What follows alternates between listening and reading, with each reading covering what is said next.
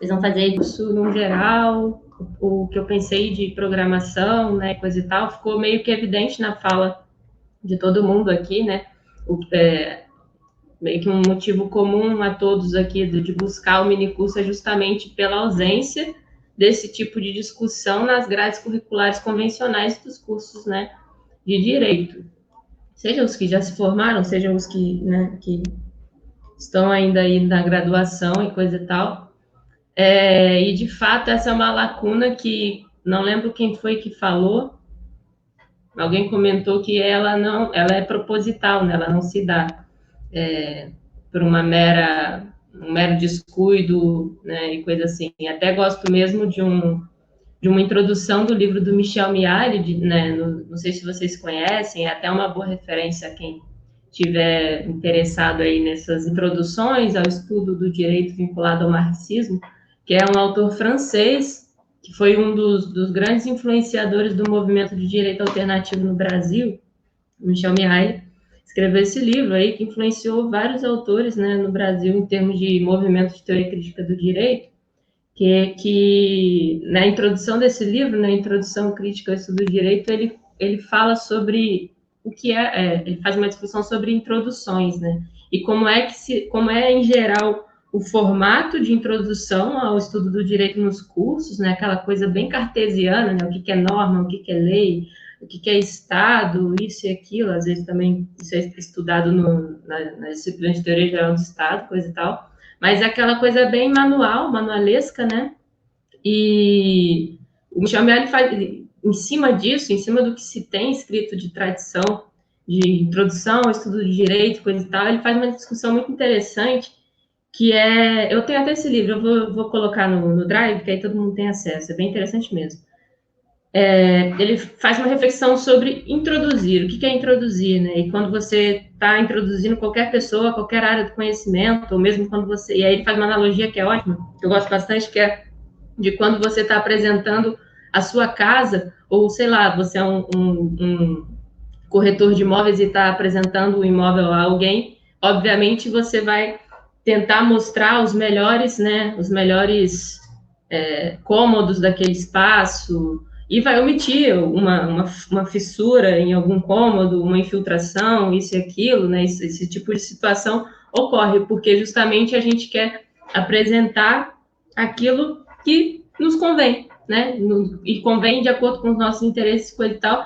E aí o Michel Miali, ele faz na introdução desse livro um debate muito interessante sobre isso, né? Sobre como é que é pensada, estruturada essa disciplina, né, no corpo da formação jurídica, como é que isso é pensado em termos de escolhas, né, e escolhas que são políticas e coisa e tal, e como que, em razão dessas escolhas, se omite, por exemplo, os traços que dizem respeito à estrutura, né, no campo do direito, por exemplo, uma compreensão do direito enquanto fato social, coisa e tal, e não enquanto processo. E é isso um pouco do que essa ementa vai tentar trazer para a gente, né?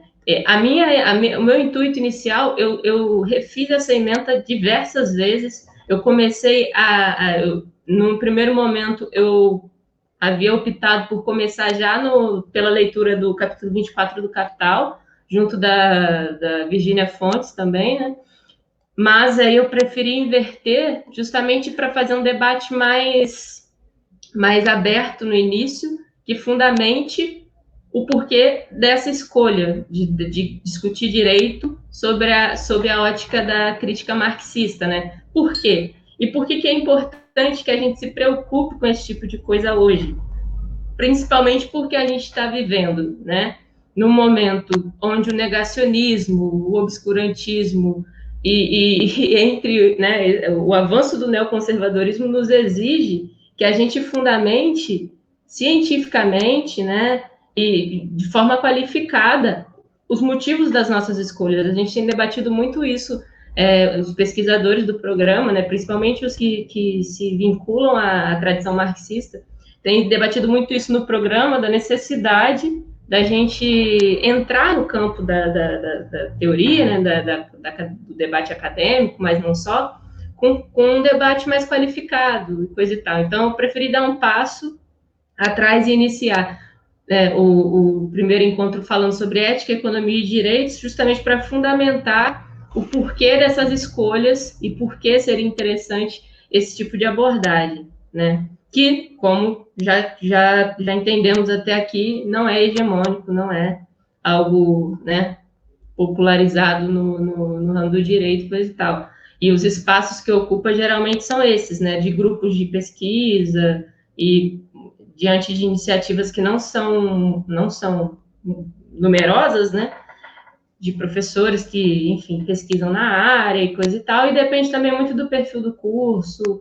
Em geral, a gente encontra bastante grupos de pesquisa e coisa assim em universidades públicas, né, onde existe uma estrutura para pesquisa, né, e fomento mesmo essas iniciativas extensionistas e de pesquisa propriamente dita também, para além da formação ali, da questão do ensino, graduação, coisa e tal.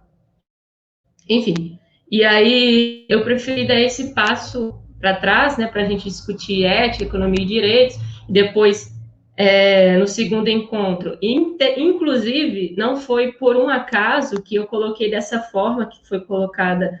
Se vocês, quem teve a oportunidade de ler, e quem não teve, não tem problema, aproveita esse encontro aqui para a gente poder até startar essa coisa de, né, interesse mesmo, instigar o interesse à leitura dos textos. Eu inverti de forma proposital. Quem deu uma olhada percebeu que, este livro ele se trata de um livro, né, que faz parte dessa coletânea nova de serviço social, né? E não foi por um acaso que eu cheguei a ele, tanto pela similaridade de objetos com os quais, sobre os quais atuam tanto o direito quanto o serviço social, como também pela riquíssima contribuição da área da crítica, né, no serviço social, e como que a gente pode aproveitar isso para o nosso campo, porque existe essa similaridade, mas no campo do direito, ela sequer é mencionada, ou, enfim, não se percebe isso, né? Que a gente está lidando com diversas expressões da questão social, como as autoras colocam em diversos momentos dos textos delas, só que em momentos diferentes, né? O serviço social ali, num momento de formulação, planejamento e aplicação de políticas sociais, e enfim, né? E nessa hoje, né, bem, hoje, não só hoje, mas enfim, né, essa questão do assistencialismo e coisa e tal, está numa ponta e a gente está lá na outra ponta, quando já existiu a violação do direito ou a não efetividade dele, né, então, enfim, a gente está lidando com um mesmo processo, então a gente tem uma ligação de alguma forma, e aí durante essas discussões, esses textos que eu estou trazendo, aí, o intuito aqui é fazer esses links, né, conseguir demonstrar de que forma isso se relaciona, né, mas evidenciar isso, né, e mostrar que a escolha que eu fiz aqui de inverter o texto da Valéria primeiro e depois o texto da Yolanda também diz respeito a isso, a buscar fundamentar a crítica, porque o texto da Yolanda,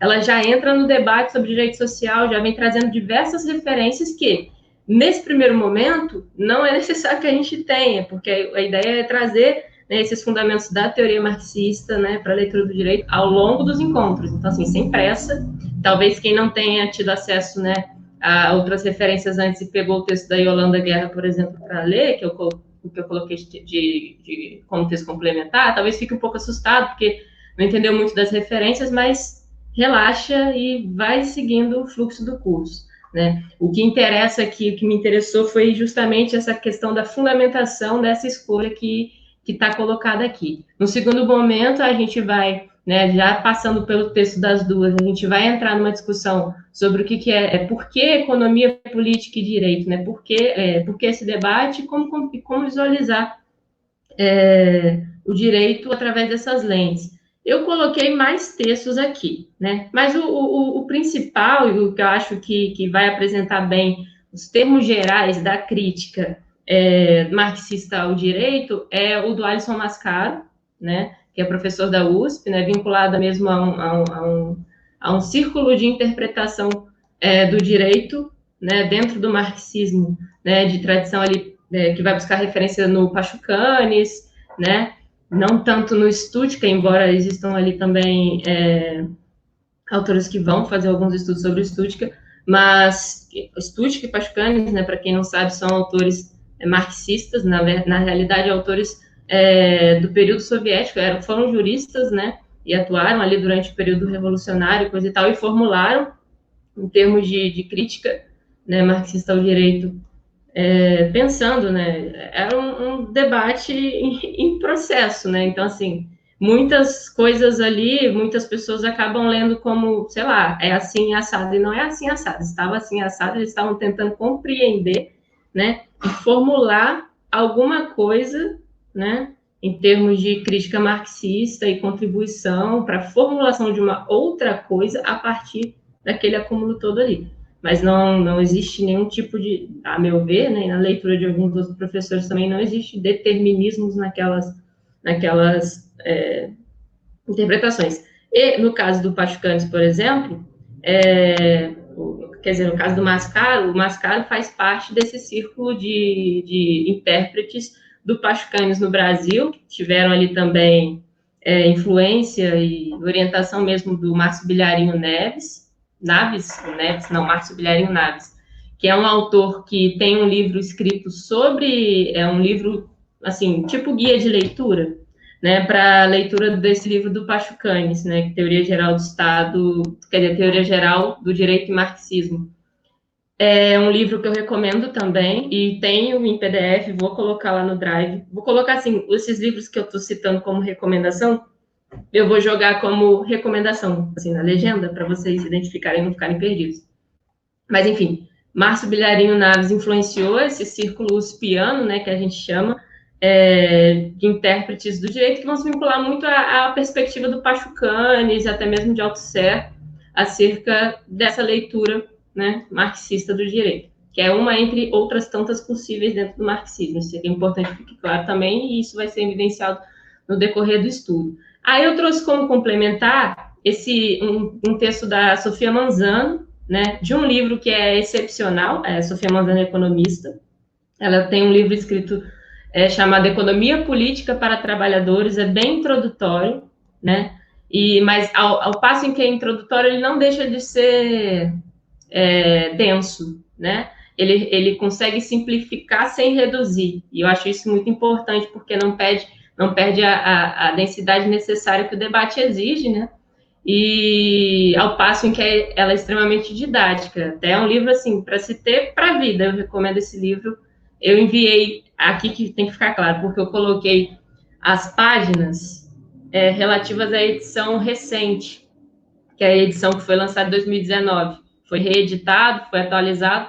No entanto, eu conferi, e a edição que eu coloquei para vocês, que é a que tem disponível em PDF, que é a de 2013, salvo engano, não mudou nada em relação ao capítulo que eu recomendei aqui, que é esse da economia política concreta e real. Tá igual, só muda a paginação, mas se vocês se guiarem pelo nome do capítulo e pelo sumário, vocês vão identificar direitinho a parte ali que eu sugeri de leitura, né? Outro texto complementar que eu coloquei é o do Pachucanes, né, propriamente dito, o capítulo sobre ideologia e direito e sobre mercadoria e sujeito, são elementares para a compreensão do da proposta do Pachucanes ali, né, de olhar para o direito da mesma forma, né, seguindo o mesmo método, e aí abre aspas, há um debate sem fim sobre a iniciativa do Pachucanes ter sido adequada em termos metodológicos para o marxismo ou não, né? E aí, isso é um outro debate também que a gente pode entrar no próximo encontro a respeito, só em termos de aspas, parênteses abertos ali, porque é um debate bem denso, mas é interessante que a gente tenha essa noção, né?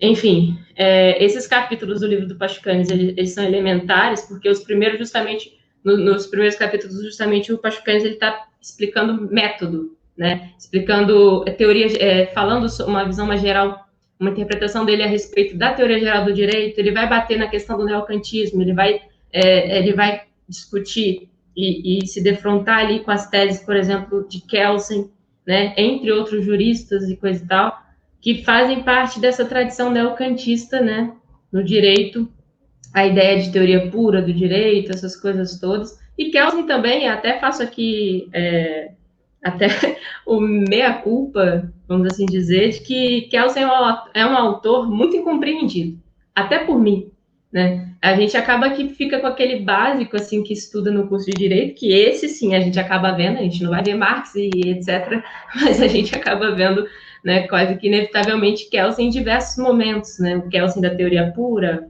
o Kelsen da o que é justiça e coisa e tal, mas, ainda que a gente faça isso, é um autor que gera muitas incompreensões, e eu ainda preciso parar minha vida um dia para me debruçar sobre isso. E, enfim, Pachucanes fazia isso, né? E outros autores aí também fazem. Tem até um curso que eu vou recomendar a vocês de um... não foi de alguém do programa aqui, não, mas foi alguém do programa que recomendou organizar, tipo uma plataforma que dão vários cursos, e aí alguém convidou um pesquisador que trabalha com Kelsen, é um curso bem interessante, assim, uma ementa bem, e justamente querendo desmistificar algumas questões em relação ao Kelsen, né, de interpretação, sobre um viés crítico mesmo, mas tentando tornar mais lúcida a crítica ali a respeito, né, enfim. Aí, essa seria do Pachucanes, e a gente não pode, na minha leitura, que não é só minha, né, deixar de debater teoria social, né, deixar de debater as particularidades da nossa sociedade, ainda mais em se tratando de Brasil, sem que a gente discuta a questão do racismo, por exemplo. Então, esse livro que, a meu ver, Silvio de Almeida, que também faz parte desse círculo, do mesmo círculo de teóricos da USP, que é o Alisson Leandro Mascaro, né, o Silvio Almeida, e esse livro Racismo Estrutural, recentemente publicado por aquela coletânea Feminismos Plurais, é um livro, assim, que depois que eu li, a minha cabeça explodiu, e eu recomendo esse livro para todo mundo. E penso que espero, em todas as emendas que eu construí nesta minha caminhada, inseri-lo, dada a importância, né, para o estudo do direito em específico que essa obra representa. Talvez hoje ainda esteja com muito sabor de novidade para o campo do direito, né, essa discussão, e o que é sintomático, né, se a gente for parar para pensar, é bem sintomático.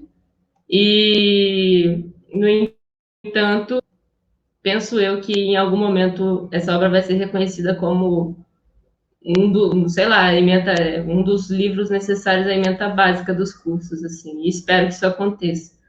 É uma contribuição muito grande, ele trabalha sobre várias perspectivas, ele pega a questão política, política e jurídica, ele vai olhar direito e economia, racismo e economia, racismo e direito, esses pontos todos, e assim, livro excepcional. Eu também disponibilizei ele lá no Drive. No terceiro encontro, e aí propriamente dito, a gente vai chegar numa perspectiva que é a que eu estou tentando, né, puxar aqui, que é trazer essa compreensão, fazer esses debates a partir do debate sobre a acumulação primitiva, né, que Marx apresenta no capítulo 24 do Capital, né, do tomo 1 do Capital, onde ele vai falar sobre as expropriações no capitalismo. Basicamente, é como surge o capitalismo, né? E é bem interessante, porque ele chama de a assim chamada acumulação primitiva, né? Porque ele está se defrontando ali com, obviamente, né, com os clássicos da economia política, né, da economia política burguesa clássica, né, Adam Smith, Davi Ricardo, né, e aquela ideia de naturalização idílica do que seria, né, do surgimento da propriedade privada, porque uns têm, outros não têm, e ele vai mostrando como que isso é construído, né, e como a ideologia, né, também vai sendo construída nesse sentido, né, para explicação aí da origem, né, dessa acumulação primitiva e coisa e tal, enfim, então, explicando por que uns, né, são proprietários, né, e isso não é um direito natural e coisa e tal, como é que isso é construído processual historicamente. É isso que ele vai fazer nesse capítulo, né? E aí eu trouxe também, e aí mais atualizado, e aí trazendo para a discussão do Brasil novamente, que é o intuito aqui, o texto, né, para pensar o capital imperialismo contemporâneo, né, concentração de recursos sociais, de produção e expropriações, que está no livro O Brasil e o Capital Imperialismo, Teoria e História, da professora Virginia Fontes. Ela é professora até da UF também, professora do Departamento de História. Então, no terceiro encontro, a gente vai chegar no cerne assim, da proposta, da perspectiva que eu quero trabalhar aqui, né? No capítulo 4, a gente vai fazer uma discussão mais voltada aí também a visualizar, né, essa questão das expropriações e coisa e tal, das reestruturações do capitalismo, né, em situações de crise, por exemplo, como é que o capitalismo responde, né, às crises e como é que ele se reestrutura e coisas e tal. E aí eu trouxe são leituras ao mesmo tempo em que a leitura base é mais conjuntural, mas ao mesmo tempo ela tem uma explicação também de como e por que ocorre e como respondem a organização do capital a essas crises, né? E aí eu trouxe um livro, dois capítulos na realidade. Não, na verdade eu coloquei um só aqui, eu retirei. O outro, na verdade, está no quinto encontro. Mas é do mesmo livro. Crise Econômica Mundial, Globalização e Brasil. A globalização financeira e as premissas da crise global. Nesse texto é mais conjuntural, explicando assim o contexto da crise, e aí é bom que a gente faz um link bacana com a discussão da Virginia Fontes sobre as expropriações primárias, secundárias, que a gente vai entender mais adiante o que é isso também, né? E, de forma complementar, o texto do Jaime Osório, que foi orientando do Rui Mauro Marinho, né? E onde ele está trazendo aí, ele produz também no âmbito da teoria marxista da dependência, né, que está aí em voga as discussões, né, está retomando, está ganhando força pelo sentido que comporta, né, e pela potencialidade de análise que apresenta a teoria marxista da dependência, né, que é um autor excepcional, né, para o debate de Estado, principalmente, e para o debate de Estado no contexto do capitalismo periférico, né, que é o nosso caso. Né. Então, eu trouxe aqui Estado, Poder Político e Classes Sociais, do livro Estado no Centro da Mundialização, a Sociedade Civil e o Tema do Poder. Eu não achei ainda o PDF dele, mas se eu não encontrar, eu vou escanear o meu livro e disponibilizar, ou buscar com alguém que também tenha já escaneado, que aí facilita o trabalho. Mas é um debate bem interessante, e está de forma complementar, porque ele é mais explicativo, descritivo, assim, né, para nos fornecer alguns elementos aí para a compreensão desse texto do Edmilson Costa, né, economista, formado pela Unicamp. No quinto encontro e último, aí eu vou trazer aí a discussão sobre teoria e prática frente aos impactos do desastre em curso. Existem caminhos possíveis, né? Porque esses debates, em geral, não sei em vocês, mas me causam uma agonia danada.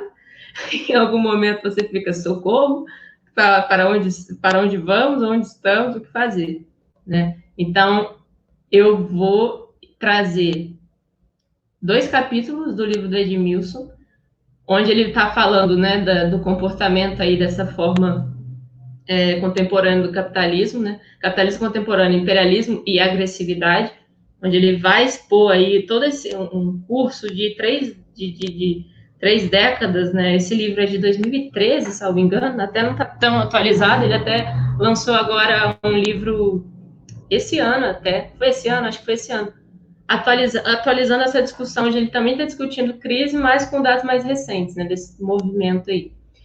Enfim, e aí é interessante porque depois ele vai trazer também, o outro capítulo que eu estou sugerindo é a conjuntura e a luta política no Brasil, um balanço das últimas 3 décadas. E aí eu trouxe isso para a gente, né, não ficar também nesse marasmo aí de agonia e coisas afins, compreendendo, né, a processualidade de toda essas crises, de todos esses processos de avanços e recuos e coisa e tal, em termos de direitos, de conquistas, né, sociais em geral. Eu acho que esses dois textos, eles são bem importantes, assim, para a gente pensar, não só com o pé onde a gente está pisando, mas com a cabeça mais tranquila também, de forma, se é que é possível nesse contexto, né? Acho que, enfim, é um texto bem interessante e eu botei ele como base. Como texto complementar, aí eu trouxe a Valdete Souto Severo, né? Foi o Ailton que falou, é ele mesmo, né? Que foi o aluno dela, né? E da Sim, Sonilde. isso mesmo. Daqui do Isso, Rio Grande do Sul. isso, Juíza daqui do Rio né? Grande do Sul. Exato, exato. Os limites e as impossibilidades do discurso emancipatório da dignidade humana para a aplicação das normas trabalhistas. Aqui está falando de normas trabalhistas, mas a minha ideia é fazer um debate, né, não só voltado aos direitos sociais, mas com possibilidades, limites e possibilidades do direito, né, e do discurso da defesa da dignidade humana e coisa e tal, e também as considerações finais ou que espaço o direito do trabalho ainda pode e deve ocupar num cenário de resistência ao capital no século XXI. Esses dois capítulos desse livro, que é sobre... foi a tese de doutorado dela, salvo engano, que é Elementos para o uso transgressor do direito do trabalho. Luciana, se você não conhece esse livro, dê uma olhada. Acho que você vai se interessar bastante, até, né, pela profissão e coisa e tal, pela área. Compreendendo as relações sociais de trabalho no Brasil e a função do direito diante das possibilidades de superação da forma capital. Esse livro é excepcional e esses pontos, esse livro não tem PDF, eu vou ter que escanear, eu vou ver de escanear ele inteiro, para vocês terem acesso. Enfim, é muito, muito interessante. Eu até pensei, acho que vou deixar para uma próxima edição, de entrar aí numa ementa que contemple alguns outros autores em termos de usos do direito, né? Pegando ali mais para... tem a tese, eu vou dar uma olhada se a tese, né, se ela tá de acordo com o que o livro está trazendo ali também, ou se ela incluiu mais uma coisa ou outra, se for o caso. Boa ideia, obrigada, Luciana. Eu vou dar uma olhada na tese dela mesmo e ver de disponibilizar para vocês essas partes.